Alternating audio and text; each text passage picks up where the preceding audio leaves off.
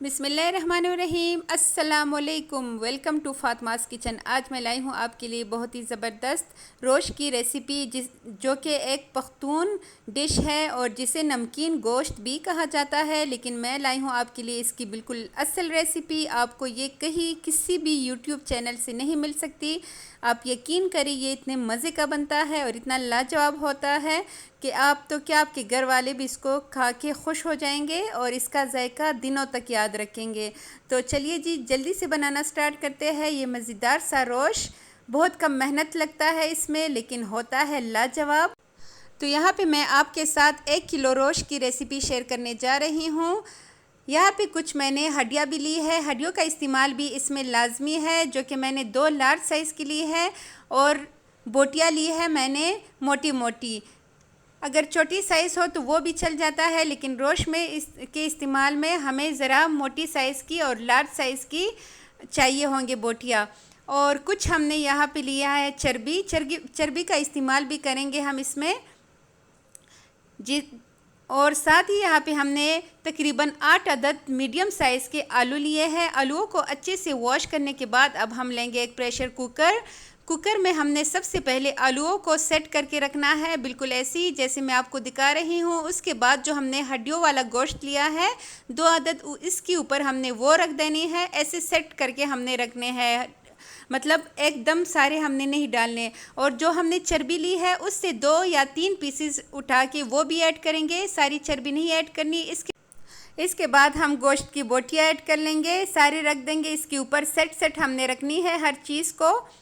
आप यकीन करें, ये रोश इतने मज़े का बनता है, इतना लाजवाब बनता है कि आप उंगलियां चाटने पे मजबूर हो जाएंगे।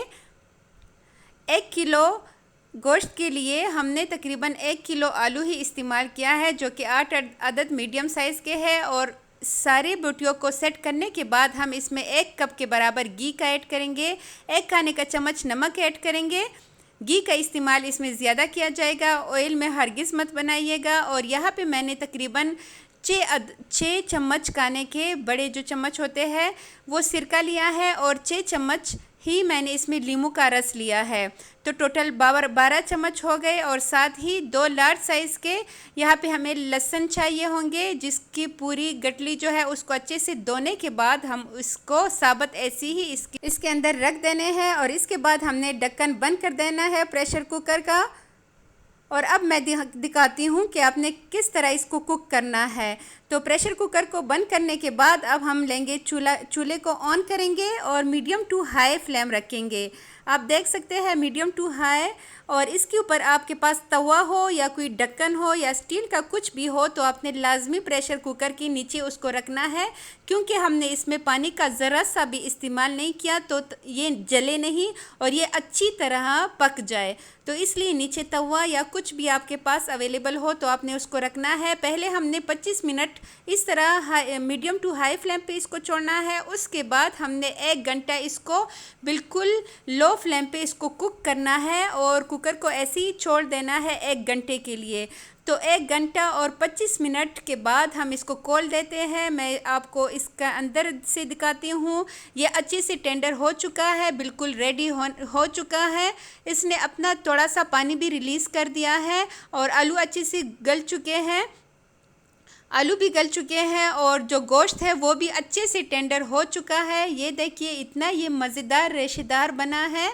और इसमें जो थोड़ा सा पानी इसने अपना ख़ुद छोड़ा है, और जो हमने इसमें नींबू का इस्तेमाल किया है, घी का और जो है सिरके का, उसका इतना ज़बरदस्त जायका आता है मुंह में, आप यकीन करें। इसको जल्दी से डिश आउट करके मैं दिखाती हूँ आपको।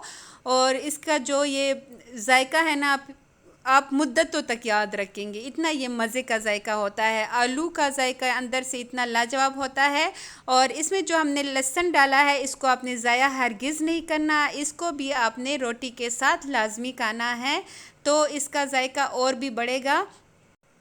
इसके ऊपर हमने सिर्फ एक चीज़ ऐड करनी है, लेकिन उससे पहले आप प्लीज़ वीडियो पे नए हैं, चैनल पे नए हैं तो चैनल को करें सब्सक्राइब, वीडियो को करें लाइक, और अपने फैमिली मेम्बर्स फ्रेंड्स के साथ लाजमी शेयर करें।